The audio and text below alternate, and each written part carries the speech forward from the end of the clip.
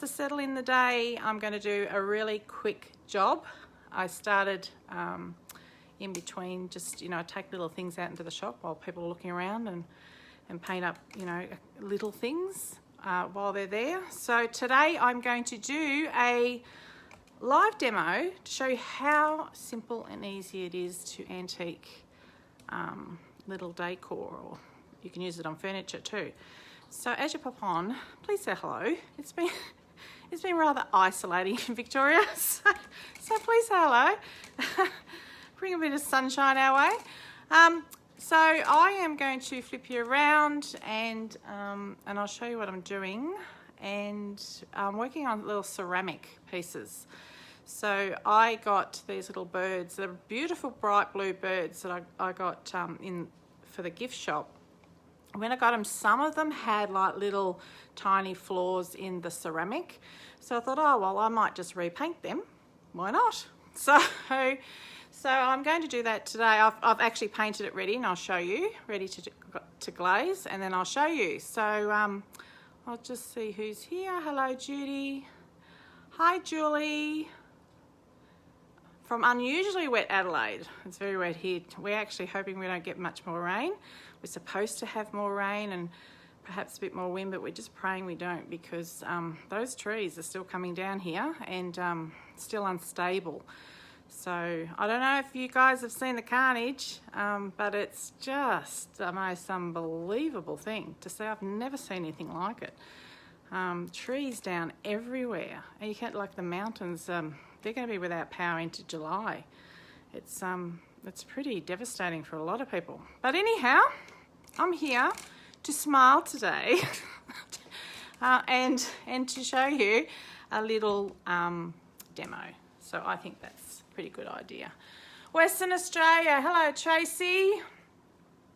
So we are still masked up inside here, but I'm on my own, so I'm good to actually show you my face. Good morning, Noella. Now you're local, I think, Noella, aren't you? Oh, you got power? Okay, I'll flip. Now I'm not flipping you around. I can show you this way, and I might be able to see the comments as we go. Just get you down a bit closer. So I've been working on these little birds here. What I did is I just used this ceramic, like a gloss ceramic, and I used some chalk paint that I had been using on another job ages ago, and I had it in like a little takeaway container here, and it's a mix of 50-50 Arctic White and Creme Brulee, the Artisan Chalk Finish that I stock. So that has been sitting there, and because these containers are fairly airtight but not quite, so it's thickened up a little bit over time, and as I've used it, opened it and shut it, it's thickened up a little bit, so it was nice and thick. So I've been actually saving it for something I want really textured. So that's what I've done with this. So I've given these birds 2 coats of this mixture, and I will bring it up and see if you can. You'll have to let me know if you can see the texture from there. But it's got a slight texture because of the thickness. So I didn't try to over smooth it. I smoothed it a little bit with the brush. I didn't try to over smooth it because I want some of that texture to show through when I antique it. I specifically want, you know, like an old texture on it. So I've painted them with 2 coats and they're dry. Did them yesterday. These little things are coming in handy.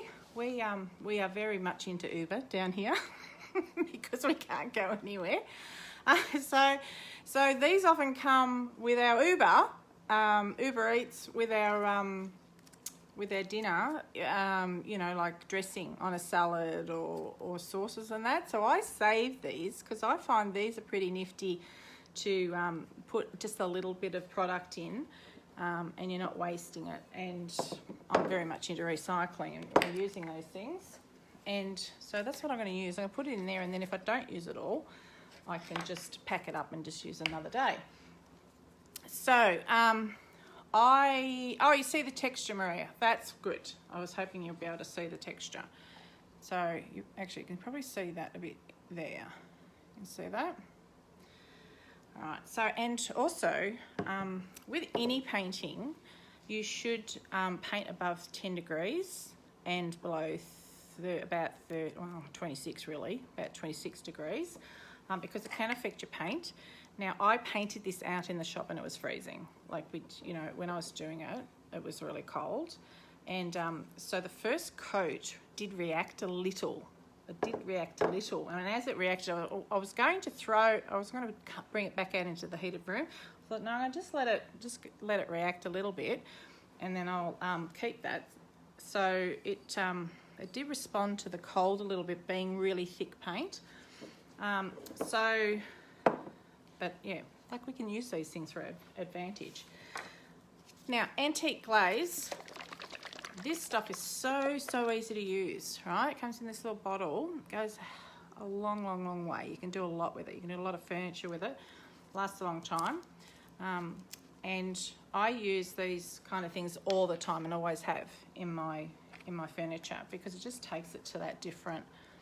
You just get that next level of interest in your finishes.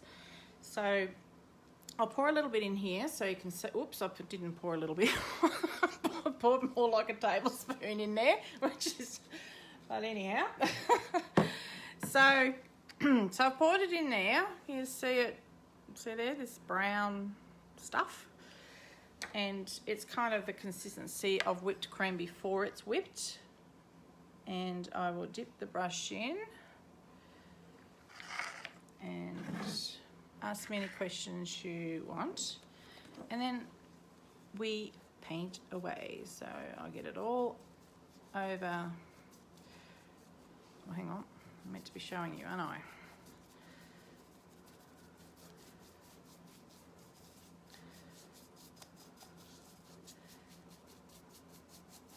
So I haven't sealed this. I'm going straight in with the glaze, so that I can show you exactly what. Now, I could have done a clear glaze first if I wanted to, and then done the brown, and it would have been a lot lighter, but that's not actually what I want. I want this to take up the glaze, and for me to show you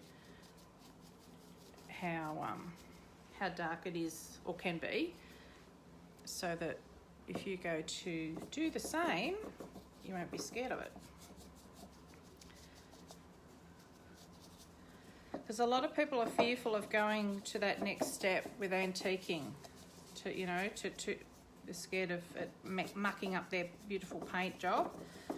But me, I love texture and that old effect. Okay, so I've covered it.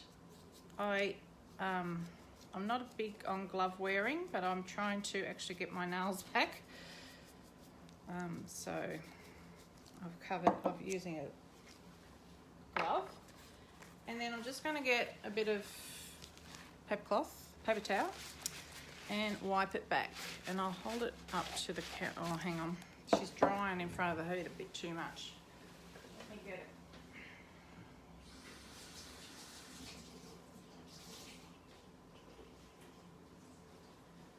We'll change. If it was really cold, it's quite warm in here now.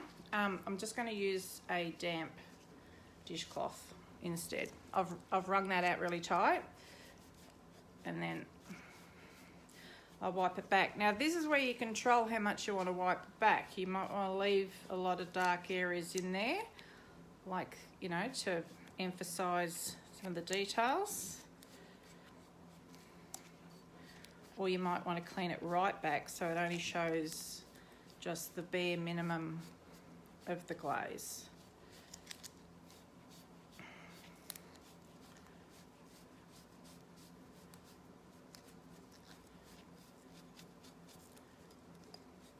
Just make sure the cloth's not too wet. It'll just take too much of it off. So this has been wrung out, and I'm still being quite light with it because it will take most of it off. All right, I'm going to put it down so I can have a look to see how much I want. I'm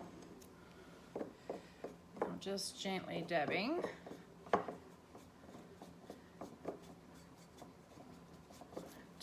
get where I want to go.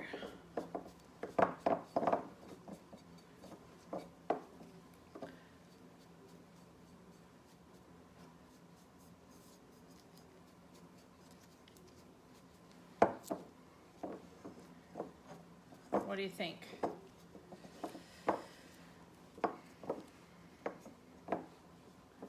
And now we can see all that lovely texture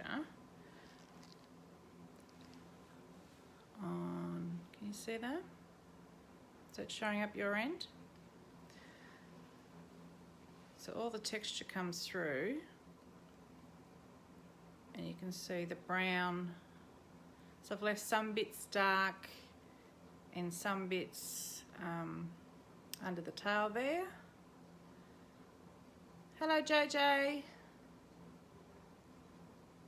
Judy. Yeah, so that gives you an idea.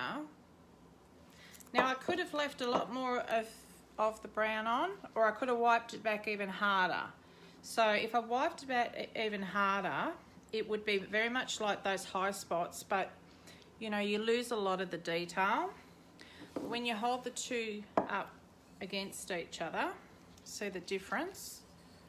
So that's before the glaze, that one, and that one's after the glaze. It's all antiqued. So a lot more definition, you can see the pattern in it better. And it adds a lot of character. So from there to finish, I'll do this one while I'm chatting. So, and I hardly used any of that glaze, by the way. The container looks, I'll show you when I finish this one. From there, you can just use wax or clear glaze or a clear sealer over it, and if you want to. If you don't want to, you can just leave it like that, because the glaze kind of seals it a bit, because it absorbs. This is a glaze, which is almost like a sealer, so it does absorb into the paint, and so it kind of creates a barrier, and kind of it does seal to a degree. So you don't have to do anything after that if you don't want to. I wouldn't put them in the dishwasher. To maintain these, you just damp cloth and wipe them over and they're good to go.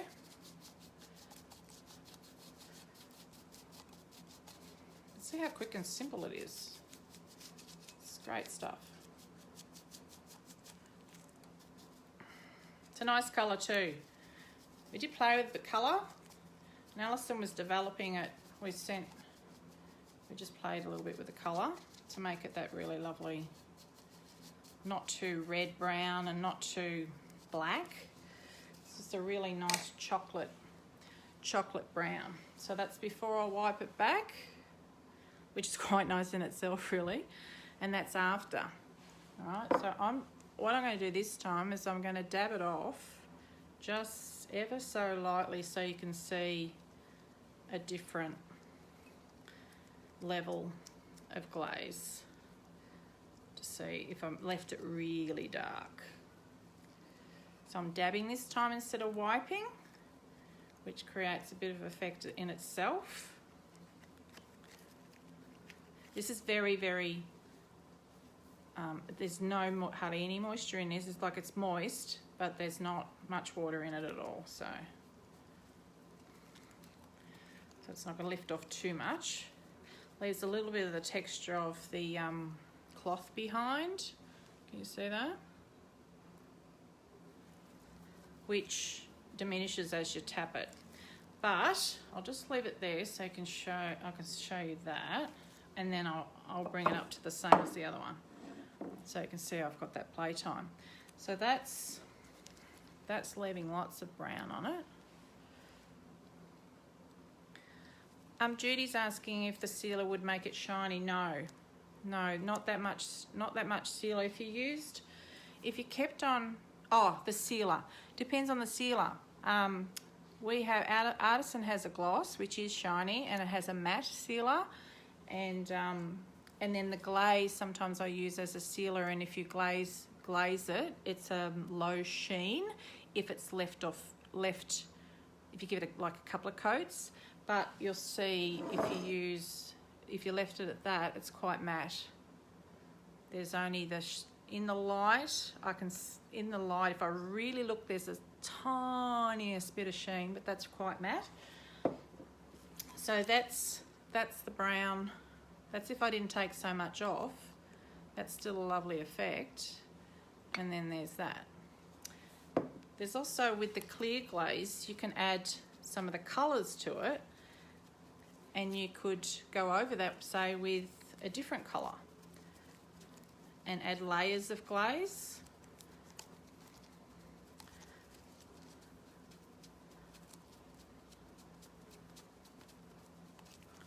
Which I might do with the other pair so you can see maybe. I've got to do some black, but. All right, so I'm going to put it down so I can visualise it. Can you, hang on. Let's see it. I'm rubbing now because the other one was rubbed. And if you take too much off, don't worry, just dip back in your brush and put a bit back on.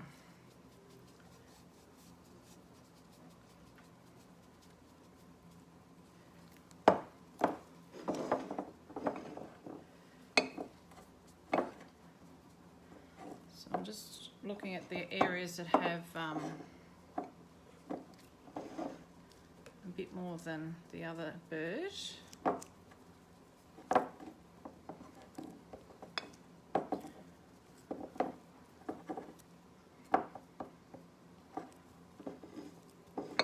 There we go, 2 little antiqued birds.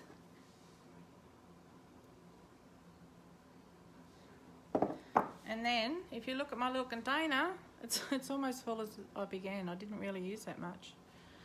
So, I don't even know if I even used half of that. So, and that's how big those containers are, tiny. I think they're about, I don't know, 50 ml or something if you filled it. So the glaze is a 250 ml bottle. There's a black glaze, an antique glaze, and a clear glaze. And like I said, you can use the clear glaze to make your own colours, and you know, your own coloured glazes. You could do blue glaze. You could do, you know, any colour you like.